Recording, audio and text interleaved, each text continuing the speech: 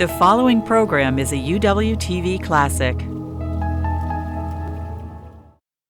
From the University of Washington in Seattle, Upon Reflection.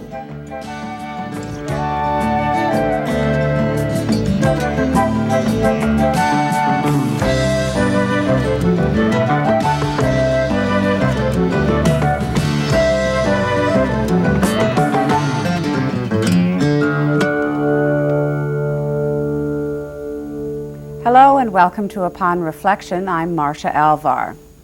The Office of Surgeon General was created by Congress in 1870, and for many of the years since, it's been a largely ceremonial position.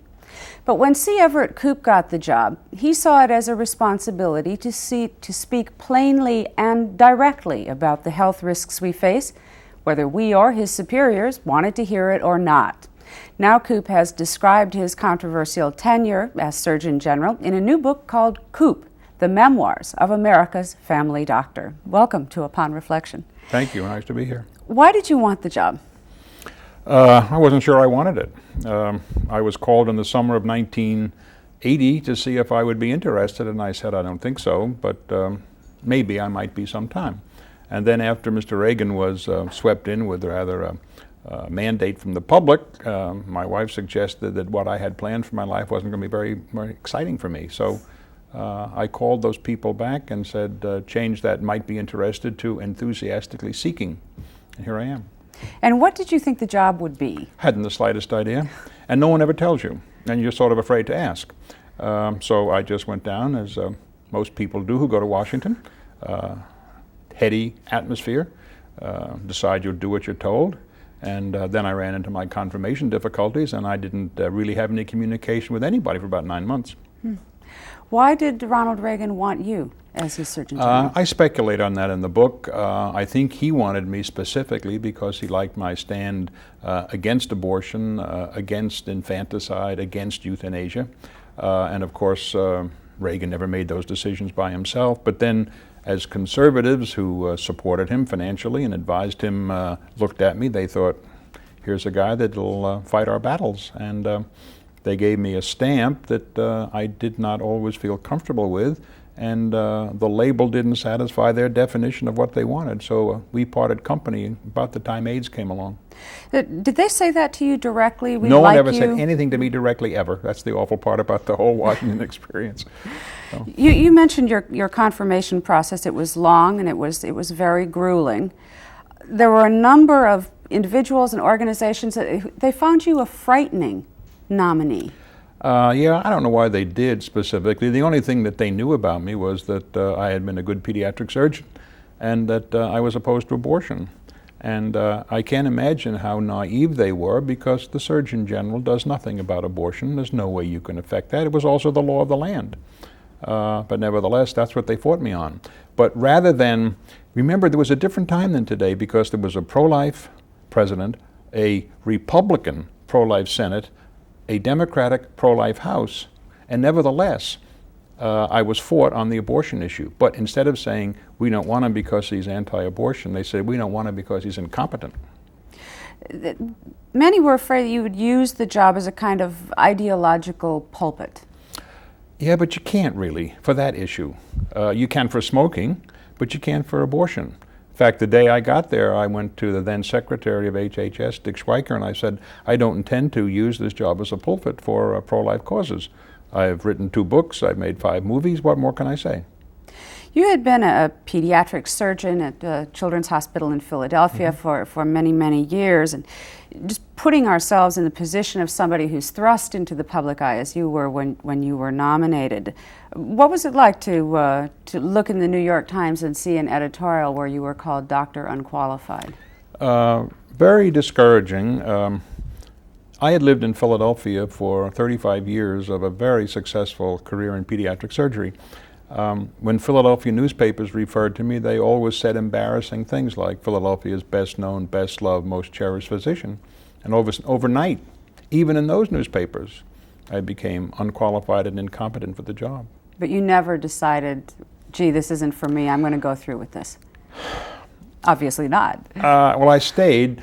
There were days I came home and was really discouraged, but my wife kept reminding me I was unemployed. Otherwise. In the book, you say that the position of Surgeon General, that the office was, I think in your words, essentially moribund by 1980. Why? Why? It seems to be a very important position. Why was it near death? Back in the days of Nixon, the equivalent of OMB decided that they would like to get rid of the Commission Corps, the uniformed service of the Public Health Service, largely because they didn't like to have two employment systems, the Civil Service and the Commission Corps. And so they said, let's get rid of the Corps by getting rid of its leader. We'll abolish the office of Surgeon General. Well, that was dumb because there are about 30 statutes that require a body to stand someplace at some time and be the Surgeon General. So after they abolished the office, they had to invent a new one, and they called it the Acting Surgeon General. Well, actings never act in Washington. So for 8 years, the office didn't do anything, although the man in the job, Paul Ehrlich, was an absolute champ. He should have been the Surgeon General, and he would have accomplished the same kind of things I did. Then came along Dr. Richmond, who had two jobs, that of Assistant Secretary for Health and Surgeon General. No one can do both those jobs and do them both adequately. The other job is the more important job, and so that's the one he focused on. So for a period there of 12 years, you didn't hear much about the Surgeon General. And what did it take to revive the office? I really can't tell you how it revived. I guess the first thing that happened was that after I was confirmed, I found the morale of the commissioned officers to be lower than a caterpillar's belly. They were just in the dumps because the Reagan administration had closed 8 public health service hospitals, and we had lost 2,600 officers in 8 different disciplines in medicine. And I decided that misery loves company, and if you looked around and saw others in uniform, you'd know they were hurting as badly as you were. And so I suggested we start wearing the uniform again. I wore mine. And when I began to do things on television, people said, wow, that sounded so much better in uniform. I'm glad you weren't wearing your suit. So I began to do that. One of the themes that runs throughout this book when you're talking about your years as Surgeon General have to do with what you found to be obstacles that stood in the path between you and the American people when it came to you talking to us about various health risks. What were the obstacles? Well, I thought that I was working for an administration that was equally interested in health, as was I. But I found that almost everything that had a health message was going to hurt some part of business, whether that was the beer industry when I was trying to fight drunk driving, or the tobacco industry when I was trying to cut down on smoking. And although no one ever came to me and said, Koop, cut it out, or we didn't like what you said yesterday, the pressures from White House staff would be filtered across to my staff, and I lived in the constant discomfort that I wasn't pleasing to people in the administration. Now, I suppose if I were a good soldier, I would have said, they don't like what I'm doing, so I'll do what they like. But I really feel that the office of Surgeon General should be apolitical. That's the way I start my book, that person who is Surgeon General should be elevated from the ranks of the Public Health Service. They would have had a choice, for example, of 55 people who are Assistant Surgeon Generals. There are at least 10 of those who would be superb. So I decided that if the White House, and I mean by that the President, doesn't like what I'm doing, he'll tell me. He never did. He never said he liked what I did either, but that's another part of it. You described a conversation in the book concerning the tobacco that you had with a congressman from a tobacco growing area, and that was beyond dislike. Can you recount the conversation? Oh yeah, I can remember it very well. He called me up the night after I had made one of my press conferences. I think it was the second press conference in 1983, and said, I don't give a good GD how many people die from smoking. I just want jobs for my constituents. Why don't you lay off? Now that I thought that he was beneath contempt. I didn't even consider that to be an admonition. But certainly it must have sounded a bell to you about what can you realistically accomplish when the politics seem to outweigh the common sense in the medicine. Well, I didn't think that a single congressman from a tobacco-growing state who would have the temerity to call a respectable Surgeon General and say that should be dealt with. I really didn't think so. And do you think overall that good headway was made on Oh that yeah, issue? there came the time when Congressman Rose from North Carolina said one morning on either Face the Nation or the Brinkley Show, I forget which, he said, "We have ceased to be impressed by the tobacco lobby." Now when someone says that from a tobacco growing state, I think they sort of pulled their plug. It's interesting, about the only Surgeon General I remember except for C. Everett Koop is Luther Terry, who in 1964 issued the first Surgeon General's report on smoking. And it made me wonder if he had the same kind of problems that you did, even though he served in a very different time, political obstacles, people not wanting that report to be issued. It was a little different. The first report was different than all the other reports. You know, Congress mandated after his first report that there be a report annually by the Surgeon General to Congress. And that is a report by the Surgeon General to Congress. His report was the report of the Advisory Committee to the Surgeon General. So what had happened was a group of civilians and government people had been getting together to talk over the dangers of smoking. And they got a report together and they gave it to the Surgeon General. Luther Terry's courageous attitude was to publish the report. He could have tabled it. And of course there was tremendous pressure to table it. And he was a smoker. He was a heavy smoker. So he had lots of problems. But his courageous action was to put it out there. Now, once that happened, the fat was in the fire, and then you got all the things that happened. The removal of advertising from television, and then eventually the warning label on advertising and cigarettes, and that moved on up and up. You ran into considerable obstacles in trying to speak at all for a good deal of time about AIDS. Well, in the beginning, I was very naive.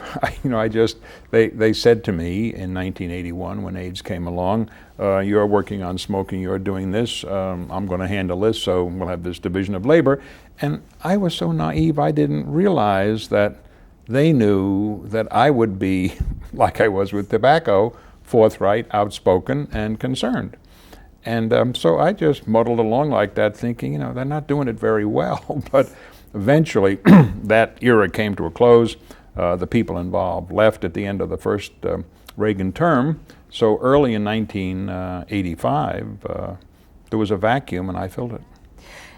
When you look back at that time, what were the implications of not having the Surgeon General involved in that issue? Many advocates for greater research say it had a tremendous cost. It had a cost. I think that there were two factors in the beginning that slowed down the progress with AIDS, and probably lives were lost. One was that in the beginning, the homosexual community, I think ill-advisedly, confused for the public compassion for persons with AIDS and the gay rights movement. And the public was not ready to separate those two things. And therefore, I think time was lost because it did politicize it. The other thing was that there are agencies in government that are tasked with the opportunity to educate the public. The Centers for Disease Control is one of those.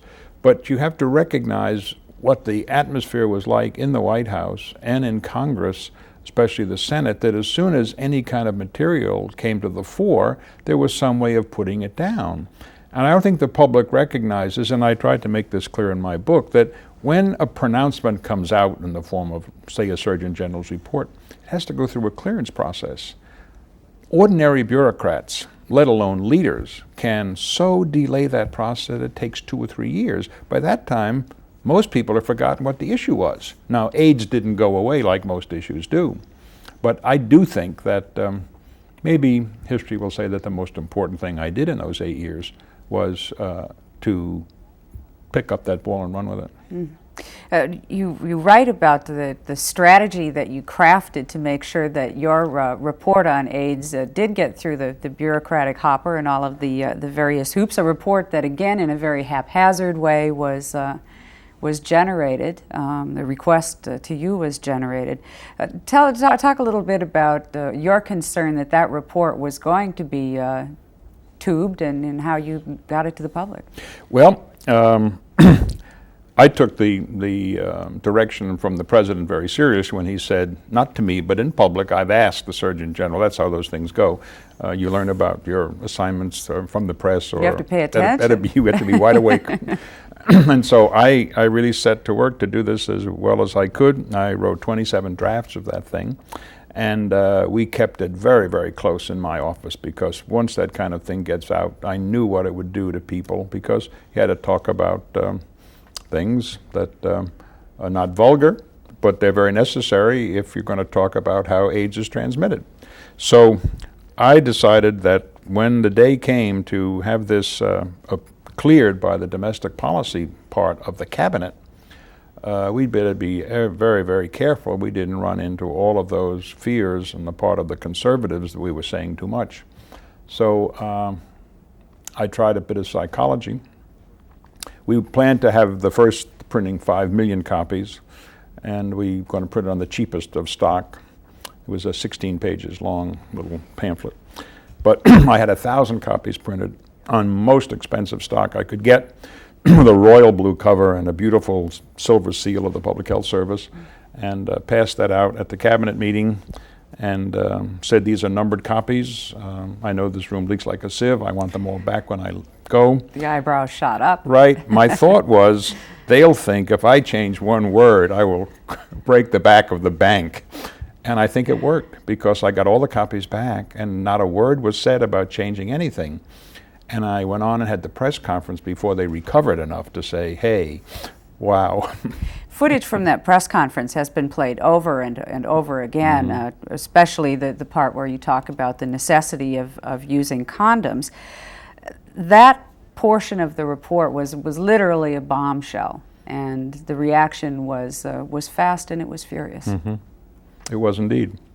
And it wasn't easy. You know, I was 73 at the time, been married 50 years, grandfather, 7 children. It was not easy to get up there and start talking to the public about using condoms. But I don't think the public knew then. It doesn't even know today, in spite of the things that have happened in the past short period of time with Magic Johnson. The public does not yet appreciate the deadliness of AIDS. Everybody that gets AIDS will die of AIDS unless something intervenes to kill them sooner.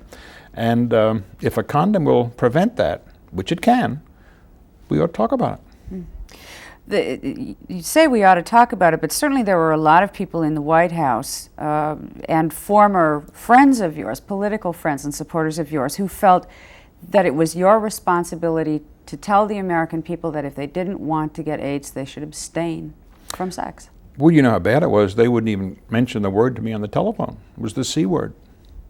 They called it the C word. Now, anytime a government is faced with an epidemic that's 100% fatal, and they're afraid to talk about the word that goes with the only prevention we have, except education, there's something wrong. You talk also in the book about the kind of war you see between a practicality, a very pragmatic approach to medicine, as the pragmatic approach you took with the AIDS report. If condoms will stop this disease, by all means people should know about it, against the politics of various positions that lock people into sort of a rigid warfare with each other from which there's no resolution. Well, that's right. You see this with abortion. People listen to the rhetoric about abortion, but you don't see people jumping from side to side because of an argument. And I think that's the same thing with the problems of AIDS. You mentioned condoms. The other buzzword was sex education. I was hung for that and pilloried as much as I was for condoms, because there are people in this country who think that if they, as parents and schools, don't talk about sex to their children will grow up somehow or other pure and undefiled by the fact that there is sex out there. These people should know that their children are being educated constantly by brothers, by sisters, by glossy magazine ads, television especially, and that's the wrong source of sex education for kids.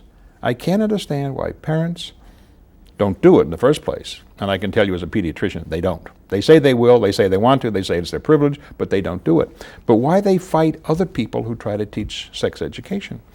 Some sex education is not well done. And I have to defend myself on this so many times by saying to people in a facetious way, before you knew what sex was, I was fighting the kind of sex education you don't like. But there's good sex education. You mentioned Magic Johnson, his announcement that he's HIV positive. The New York Times ran an editorial shortly after his announcement that said essentially that he was playing the role that the president should be playing. He's become a leader on the issue and is speaking out and leading the education now. Well, I haven't seen all the news about him. I am absolutely aghast in this day and age that is the headline news for 4 solid days in this country. Why? Why? Because I can't see why that is the thing that occupies the news for 4 days. I have said for the last 5 years, a person will come along who gets AIDS will change everything. Maybe it's Magic Johnson, I don't know. But I think it is maybe the outstanding opportunity we've had. I don't know who's handling Magic Johnson. I don't know who's advising him. But I know that the press is making him a hero because he has AIDS. That is not true. He may be a hero because he's a great basketball player and because he has come out and said, I have AIDS. So the first thing I would think he should do is say, I'm not a hero because I have AIDS. The second thing I think he should say is, I look forward to my future with some trepidation. Instead of saying to kids, I'm going to beat it, because AIDS is not at the moment beatable. And we don't want kids to think it is beatable. And then the other thing that's very important, I only know what I read in the papers and see on television. He says, I'm going to teach kids to have safe sex. You don't teach kids to have safe sex. You teach kids to postpone sex. You teach older people who are sexually active to have safer sex. So if I get a chance to talk to him, those are the things I'll say. In talking about abortion would sort of bracketed your tenure as Surgeon General. It was a topic of discussion during your confirmation, and toward the end of your tenure, again, the Surgeon General is going to be preparing a report on abortion. What were you expected to say in that report? Well, the President Reagan, was told that if he asked me to write this report, I would find the health effects of abortion on women so devastating that you could reverse Roe v. Wade. Well, the person that told him that is now the author of a best-selling book about higher education. He was just dead wrong. First of all, there is not the evidence. Secondly, that's not the way you reverse Roe v. Wade, and the president should not have been sucked into that situation. When he asked me to do that, both sides of the issue had the following ideas. The pro-life people said, Koop is on our side, and Koop will come up with a report that condemns abortion because of what it does to women. The other side, the pro-choice people, said, we know abortion is great for women, so if he's honest, he'll have to say it's great for women. Well, the fact of the matter is that there is not enough evidence about the effects of abortion on women psychologically to write a scientific report. I know many, many women who have been devastated by abortion. They never get over their guilt. I have counseled women like this for the last 25 years. But I also know of women who say, best thing ever happened to me. So you have people who think it's great, people who I know it's terrible, and that's not science, that's anecdote. So what I told the president, there's no way I can write a report. I'm writing you a letter to tell you why I can't write you a report. Now, one awful thing happened. On the day that I delivered that to the White House, 2 things happened. The White House said, the president will get this, we will hold it close until he's read it and can talk to you about it. They lied to me because before I got back to my office, it was on the wire services. That was also the day that we had a new person for the very first day representing the UP in the Humphrey building at HHS. And that individual, instead of saying what I said what she thought I said. I said there is not enough scientific evidence either way for me to write a scientific report. She said, Dr. Koop found no evidence of ill effects of abortion on women. It's not what I said. Well, that was the fat in the fire again, so, you're right. It started me off and it finished me off. Did it surprise you at all that you couldn't find that evidence? I mean, after all, abortion has been debated, discussed in the public eye for years in this country. Well, it is possible to do a study on women who are pregnant and don't wish to be, and to find out whether or not abortion has a deleterious effect on them scientifically. But it has to be done prospectively, and if you take all the women who get pregnant, and sometime for a little exercise at home, think about the kinds of women who get pregnant. There are 54 kinds of women who get pregnant. So to do a study, take at least 5 years, maybe 10, and cost anywhere between $10 and $100 million. But that's science, and if you want a scientific report, that's the only thing I think the Surgeon General should put his name on. Simon, we're going to have you back to talk about these 54 kinds of pregnancy, but there's not time to go into that right now. Did your own attitude about abortion change? Not a bit. No, have always been opposed to abortion. Still am opposed to abortion. You did speak out more, though, about criticism of people who feel the same way you do about abortion, but you're very unhappy with them about some other failures you saw. Well, I'm disgusted with everybody that takes a part in the abortion issue, because I think that they're looking at the wrong thing. When I wrote the report, or tried to write the report, I met with every group in this country that had an interest in abortion, pro or con. And they all agree on one thing, that every abortion is a failure. It's a failure either on the part of the sexual partner or society or economics or the church or the community, whatever. But that should lead them to think there must be a common ground where we can cut down on the numbers of abortions. And they don't do that. And so my conclusion is this, that abortion should be treated as a public health issue. If you want to get rid of abortions, you get rid of the cause of abortions. If you want to get rid of bicycle injuries, you get rid of the cause of bicycle injuries. The cause of abortions is unwanted pregnancies, so let's concentrate on unwanted pregnancies, get rid of them, and the abortion issue will take care of itself. I know you hate sound bites, but we only have about 30 seconds left, and I have to ask you, what did you accomplish in your tenure? I have to sound self-serving when I say this. I think I made it possible for the public to look to an individual who represented health, whom they could trust and rely upon for straightforward information. I think the public is entitled to that. That's what the Surgeon General should be. Secondly, I made it possible for the Commissioned Corps of the Public Health Service to get a new life, and whether you know it or not, this country relies very heavily on them for non-military medical emergencies. I also did two specific things that I think will last. I raised the awareness about smoking and the awareness about AIDS. I wish we had at least another half hour today. C. Everett Koop, thank you so much for being a guest. Pleasure.